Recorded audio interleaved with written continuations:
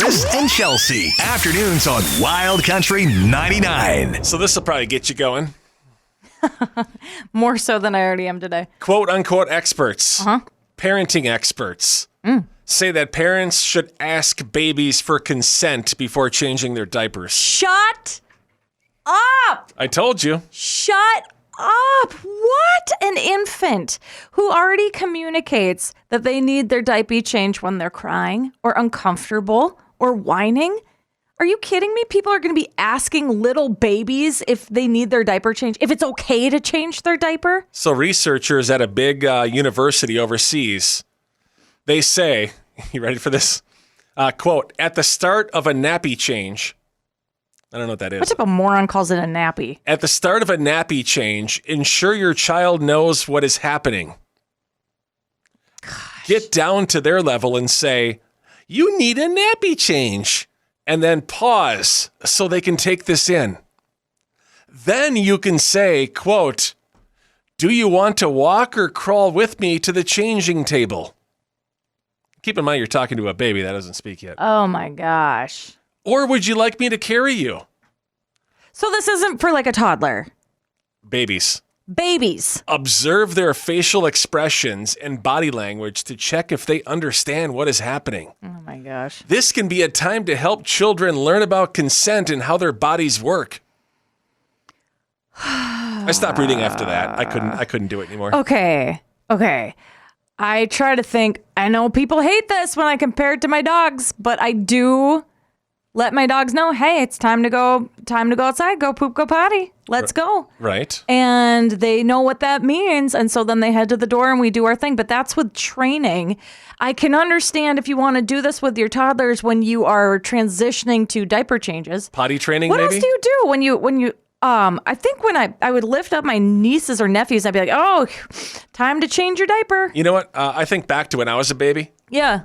I don't recall one time when my diaper was changed. Do you have to do this when and your mom was like, do you want me to change? How dare my mom not ask me if I want to be changed Are you out of ready? the poopy diaper that I was laying in? I think, but don't parents naturally kind of narrate this process? They do baby talk to their babies. Yeah, and they're like, all most right, do, we're changing your diaper. And I think it's mainly for them so that their brain is connecting to do Right. the next step. And you're like, don't pee on me while I'm doing this. And or here comes the powder. I'm going to be very upset. Boop, boop. So maybe they're not too crazy for this idea, but I think it's ludicrous if you have to wait for them to say yes or no.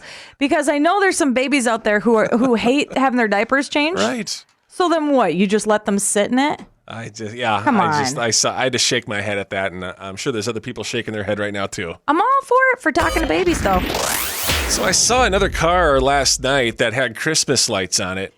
This is the new trend, and I can't believe that people are getting away with this. I just saw that cops in certain places now are actually cracking down on this because it's illegal to drive with flashing Christmas lights in your car. Well, yeah, especially if they're red and blue. People think it's an emergency. It's freaking deer out. Why do kids and people think this is a good idea? Like, why would this They're getting into fly? the holiday season, man. They're not thinking about driving around and what that would look like to other people. They just want to be festive. Police have issued warnings last week about the trend and are now ticketing drivers for having these flashing lights or anything that could be a distraction on a vehicle that has to do with the lighting, LEDs, whatever it may be.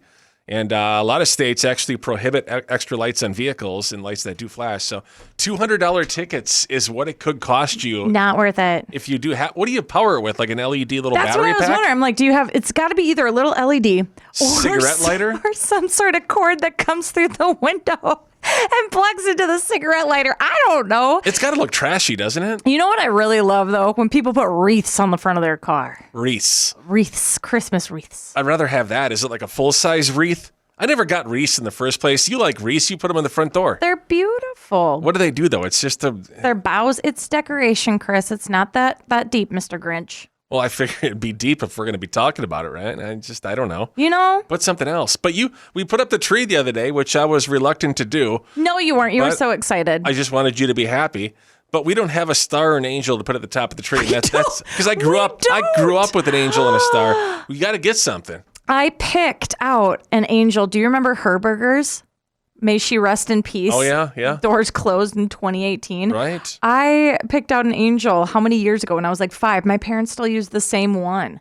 Okay. So I'm just kind of waiting for her. Do they have an extra? No, they don't have me. Anybody got an extra angel? Maybe because you can do an angel, you can do a star. What are the other things I've seen on top of trees? Oh gosh. I think those are the two most common ones. Those are the biggest ones. And I got to tell you, some of the angels just really freak me out. What if we take the ornament, my bottle of ranch, the Hidden Valley Ranch ornament that I have? No. Why don't we put that at the top of the tree? No, it's because it's not at the top of the list. It should be at the top of the tree. It's not at the top of the list. I put it towards the back. All right, if you're not going to get a star and an angel, I'm going to put the ranch at the top of the tree, Chelsea. Just a heads up, okay? I'll just put a picture of you, my shining star. That works too. Now time for Kris and Chelsea's Country Songs Described Poorly. Oh my gosh. Where Kris takes your favorite songs and ruins them with facts, sarcasm, and zero emotional restraint. This is my favorite to listen to. It's country songs described poorly. All right, Chelsea, ready? I think so. 2 songs. I will have our awesome listeners guess the second song. The text number is going to be 320-656-9453. I will very poorly describe the song. I'll kind of roast the song, and I'll tell you what it's really about, and then you'll never listen to it the same way again, and your job is to guess what it is, okay? Yeah. You'll never be the same. All right. All right, no clues in the first one. We're just going to get right to it, okay? Here we Okay. go. Country songs described poorly. Good luck. This song is country music's version of a guy bragging about how everything is finally going to be great in the most Walmart clearance aisle way possible. Nothing wrong with the clearance aisle at Walmart. It's basically 4 minutes of someone humble bragging, like a man who found a $5 bill in his jeans and decided he's spiritually aligned with the universe. Aww. The whole thing reads like a Facebook post that starts with, "Y'all won't believe my luck today," and ends with a blurry photo of pull tabs. The story is literally, I got dumped, and then the dollar store gods blessed me with a good week. Oy. He wins a little bit of money, gets a free round of golf, catches a fish, and suddenly it's like he's the main character of life. Sir, your lucky streak sounds like the itinerary for a divorced dad's weekend off. And let's talk about how proud he is of these accomplishments in the song. Winning $100 on a scratcher and a set of steak knives is great and all, but man, this guy lists them like he just solved world peace. He's not living his best life. He's living the bare minimum life with incredible enthusiasm. Honestly, the whole vibe is, my ex walked out, and suddenly I'm acting like the universe put me on its VIP list for mediocre blessings. Good. Forget her. If this song was a person, it would wear cargo shorts to a wedding and say, things are really looking up, Kris tried. after finding an air fryer on sale at Costco. That is the most random bunch of jargon, but there was one telltale clue in that. And you not love this song. It was probably the $100 scratcher, Yeah, it right? was. Chelsea, what is that country song described poorly? When it rains, it pours. Luke Combs. And I want $100 on a scratch-off ticket. Bought 2 12-packs and a tank of gas with it. All right, there we go. Good job. 1 point. And he never has to see his ex-future mother-in-law anymore. 1 point for title, 1 point for artist. Here we go. Yeah. Country songs described poorly. Song number 2. Once you know this, shoot us a text. Who is going to be the first one to correctly identify it? Here we go. 320-656-9453 is a text number that will work from anywhere you're listening. We're going back to the 90s on this one. It's the only clue I'm going to give you, okay? I love 90s country. Here we go. This song is the dramatic anthem of someone who is 26 going on 86 and wants the whole world to know it. It's basically a 4-minute complaint that sounds like it was written by a guy who pulled one mildly late night, drank half a beer, and woke up acting like he fought in the Revolutionary War. The whole song is just, oh no, life is so hard. I'm so tired all the time. Buddy, calm down. You're not Methuselah. You're just a little sleepy dude. Aw. And the whining? My gosh, the whining!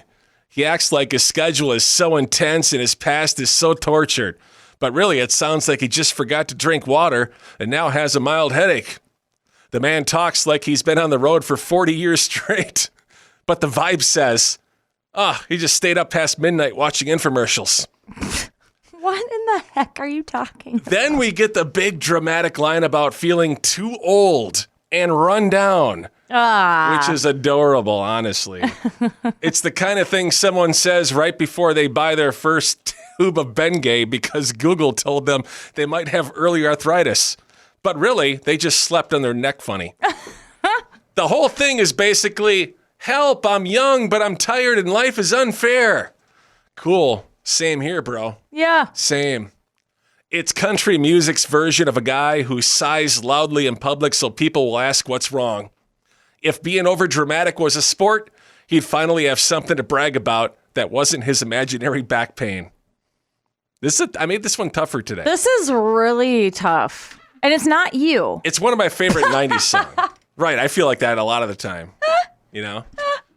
I have a phrase in mind, but I'm kind of stumped. I'm going to need some help on this. It's one of my favorite 90s songs from probably one of the biggest artists of the 90s as well. Oh, wow. That'll be your other clue. Oh, What is this country song described poorly? If you know, shoot us a text right now. 1 point for title, 1 point for artist. 320-656-9453. We'll reveal the correct answer coming up next with country songs described poorly with Kris and Chelsea.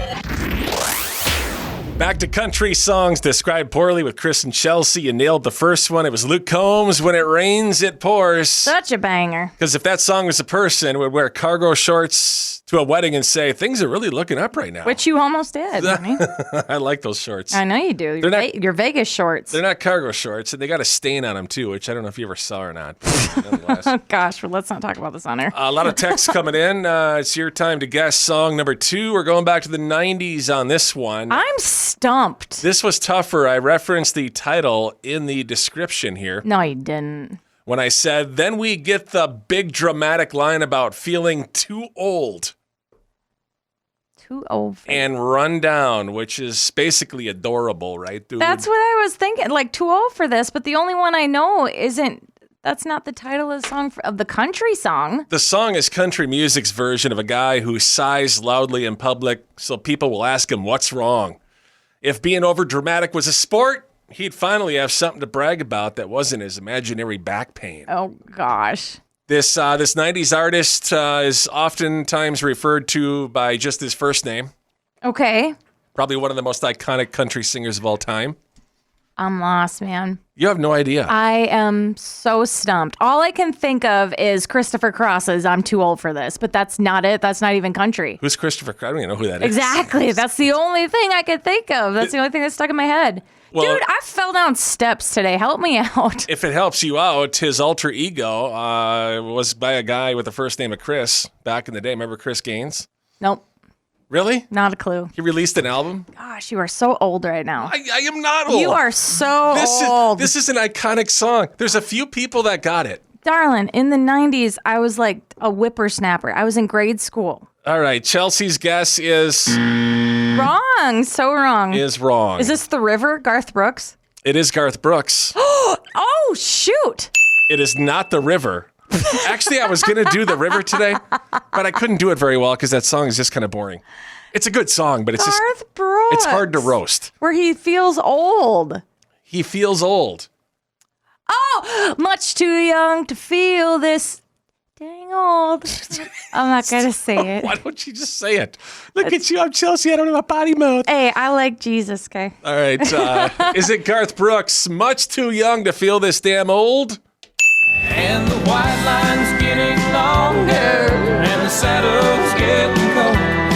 I'm much too young to feel this dang old. Dude, it's because you're riding bulls for a living. Yeah, that'll get you, man. Your body's going to take a toll. You're going to feel... I mean, my gosh, Dusty, rest in peace, dude. My hips are still out. Just go get some Bengay like the rest of us oldies, and you'll be fine, right? Not enough, man. I'm going to have to take a bath in it. Oh, Garth, I'm sorry, honey. All right, there we go. It's another round of Kris and Chelsea's country songs described poorly. All right, so Chelsea and Daisy were... I almost died. Playing on the stairs this morning, apparently. Oh, my gosh. Didn't your mom ever tell you they're not supposed to play on the stairs? Be quiet. You didn't even get up, dude. So what time did this all happen at? Who the heck knows, man? All I know is that this little girl, she's been on steroids for the last week. I haven't slept. By the way, when you say little girl, it's Daisy, who is 14 years old. 14 and a half, Dalmatian. Slightly overweight. Just a little bit. 71 pounds. Nuh-uh, she lost some weight, 67. Thank you very much. The reason I bring up the weight is it's going to tie into the story here in a second. Yeah, so good grief. So anyway, she's battling an ear infection. She's on steroids. It keeps her up all night. And as Kris is sleeping like a darling angel, dreaming of how great his wife is and how great his life is, there's me up every 45 minutes now with this dog, getting her up and down these steps as she's huffing and puffing just so she can do a quick potty break and then getting her back up. She doesn't even whimper when she needs to go out. She just sits there and huffs and puffs. And pants. She's like, but I'm like, stop. Kris just yells at her to stop. I get up and take care of her. I'm like, lay down. We have 17 steps, by the way, and it's one straight shot. And I said, it's only a matter of time that we're going to take a nosedive down these dang things. So as usual, whenever you let them out, you walk to the staircase, the top of the stairs. Daisy usually goes first, then you go after, correct? Well, yeah. Well, and here's the thing. Or sometimes I go first. She just stands there and I go first and lead the way. And I have electronic candles on the steps that are normally lit so that she can see, but you complain about it because it keeps you up and blah, blah, blah. So hey, anyways, don't blame this on me. Dude, I had nothing to do with this. So I am in a state right now that I don't know if I'm asleeping or awake, right? Because I'm getting up every 45 minutes with her. I'm totally sleep deprived. So finally, I hear her crying, and then I'm up, and I go out in the hallway, and I'm following her, and she starts to go down the steps. And before I can lead the way, because I want to go first in case she does tumble, and she started to tumble. That's and very admirable of you. I freaked out. I dove headfirst for my dog. I leapt. So what did she do? Just slide down the stairs? I think she missed a step. What step was she it on? started sliding down the second step, and we have 17 steps, and she was headed towards face first for the landing. Step number 2 going down, or 2 steps from the end? 2 from the top, from the very top. All on right. the second step, she went, and I dove after her. I tried running after her, and then I finally leapt 4 steps, and I was able to get my hand under her belly. So my legs, I don't even know what position they were. I have a right hand onto the railing. You Supermaned it down the stairs? I sure as hell did. And I grabbed the railing with my right arm. My left arm is snug underneath her chest just as her head hits the bottom landing. So she slid down most of the stairs? Yeah. I'm not laughing, by the way. It was boop, boop, boop, boop, boop. This was so loud, and I yelled at her. And it was my biggest fear that she's going to break her damn neck at the end of these steps. Yeah. And you didn't even get up. You know what I thought I heard? I thought I heard, Daisy! Yeah, that was me. And I dove for her. How that was going to help, I don't know. But like I said, I'm sleep deprived. I thought it was still the dream. I just thought she slipped a couple steps because I didn't hear anything from you afterwards. Dude, we crashed all 17 steps down. So I went back to sleep. Yeah. I figured everything's fine. Jesus. So what am I supposed to do? Lord. Oh, I don't know. You just stay asleep there, darling. So my heart stopped. I could care less about me at this point. And then she gets up and shakes it off no big deal. She goes out. She does her business outside. I bring her back in. She drinks half a gallon of water, and then I help carry her up the steps. And that's when I noticed that my knee Why are you carrying her up the steps? has ballooned up because I don't want her to fall up the steps. Oh my! At this point, you can't I'm sleep fall deprived. up the steps. She could. She probably would. Oh my So, God. anyways, I handled it. I'm and then. Do you want to get one of those escalator chairs for her now to go up the Yes. stairs? Is that what's? So my right knee is all messed up, and I was so traumatized with this whole thing. You are snoring, and I'm I quit. I quit. So I laid down in the dog bed. She wasn't panting. I finally could get to sleep because she was downstairs falling down the stairs. Apparently, it occurred to me how close we were that we almost died. So I spent the rest of the night sleeping curled up in the other dog bed next to her. You know what? I would have noticed you were not back in bed at some point. You did. And you know what you did? You made my side of the bed. I'm sleeping with a crick in my neck. Daylight starts twinkling in. This was at 4 a.m. Just like everybody go to sleep. And I have Delilah on my lap. I have Daisy on my lap. If it makes you feel any better, when I took her out, just a little bit later on when I finally got up, I took her out. I walked in front of her on the stairs for the first time ever. Because I'm apparently you can't walk the stairs anymore, girl. Oh, so you did know what happened. You knew what happened. You didn't even check on us? I knew, but I didn't hear anything afterwards, so I figured everything was fine. You could have found 2 cold, dead bodies at the end of the steps with broken necks. I downplayed it, apparently. So. Oh, my gosh. Like I said, I would have checked you at some point because you weren't back in bed. If this was you, we would have been at the ER. So I guess I'm going to walk in front of her from here on out the stairs because obviously it's going to be an issue or a thing now because she's getting too old. And me. And probably a few pounds overweight. So we'll do what we can. So that's how Chelsea almost wound up in the ER. It's probably just Chelsea problems over here. Nobody's probably ever dealt with anything like this before, right? I have never wanted a day drink so bad as I do right now. Just to forget this whole dang thing. Hey, Daisy, you're forcing your mom to drink This over is here. awful. Daisy and I are going to have a beer. Dude, oh my gosh. My guardian angels, I love you. Thank you, Jesus, for protecting us and watching over Kris so that he can get his sleep. You know what? I should be apologizing to my husband. Did we wake you, honey? You did. When we almost died, did we wake you? Your shriek was very loud. Daisy! And yet you still didn't get up. She went diving for You her. still didn't get up. That's why I protect us from the home intrusion and everything else. All right, I'll try to do better next time. Have you even once asked me how I'm doing? How you doing? Oh my God. Are you going to answer the question or are you scared? So I didn't even know this was in the works. Talk to me. The world's first lab-grown milk just debuted or is about to debut. Lab-grown milk. Now, I know you could milk an oat and you can milk an almond, but who's doing this? You can milk a lot of things, Chelsea. I know. Just ask Greg. It's called new milk. It's made from dairy proteins, completely cow-free. It's imitation milk. I guess it tastes like the real thing.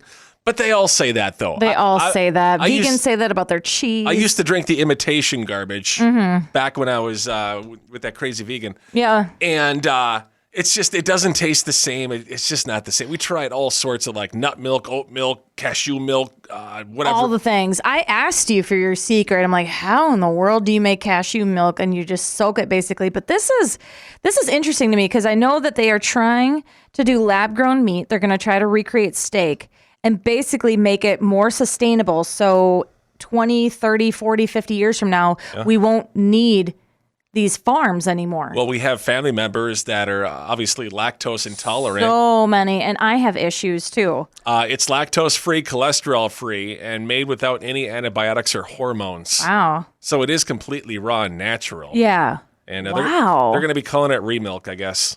Remilk? And it could be entering the U.S. market sometime in the future. Like I said, it's overseas right now. I'm not sure how quickly it's going to expand. The power of science. Or if it's going to do well. It is the power of science. Wow.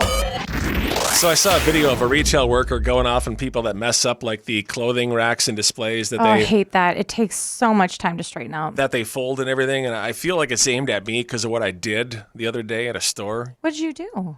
I knocked over like an entire pile of clothing. Oh, gosh. And then I picked up after you. And then you picked up the entire pile and just kind of threw it back on the table. I didn't throw it back. I was trying to find the XXL shirt, and I couldn't find them. And I had to do some digging to the bottom of the pile. But they were like a slippery sweatshirt. So I did stack them back up relatively nicely. I'm not going to sit there and refold 30 sweatshirts. But then they all slid off again. And then the people behind us just stared. I was like, okay, I'll fix it. Hang on. It's probably this worker in the background lurking at us, and she made this video because of me. Just so we're clear, if a retail worker asks you if you need help finding a size, 9.5 times out of 10, they're telling you, without actually telling you, to stop touching the pile that they just fixed. It's even more annoying that I have to go fix the pile that you just destroyed later. Okay? Thank you. Now, we could criticize her and being like, you know what, do your job. This happened with me. But I get it. When I got jeans. And I just went up to them and I said, this is my waist. This is the length that I need. This is everything I need. And they were so fantastic going through and sorting through the jean piles. Yeah. They kept everything nice and clean. You could have done it yourself and made more work for them. Nah, they work on commission. They loved it. They love just digging through the piles and just helping me. I don't like getting a no. Like if they don't have my size and something I really want, and they're like, well, we can order it. I'm like, no, I need instant gratification. I need it right now. Yeah, I don't want to order it. You feel better? I want to put them on right now, and I want to walk out of the store with my jeans, with my shirt. You are such a dick. I don't know why. You've never worked in a retail clothing store in your life, have you? No, I couldn't do that. I couldn't fold sweaters for a living. I'm sorry. I had nightmares for 5 years straight about the gene wall at Wet Seal. They're no longer around, if that tells you anything. Also, our theft shrink rate percentage was 7% until this girl started working and cracking down. Wow. Yeah. Yeah, you got that in your resume? Then I got it down to 1.5% for our store. Jeez, when you were hired, you could have scored an extra $1 or $2 an hour just based on that. Awesome stat there, Chelsea. Wow. Something to brag about. And my jeans always look so nice. All right. That's why I hate doing laundry now. I'm traumatized. Chelsea, the overachiever. There you go. Kris and Chelsea, afternoons on Wild Country 99.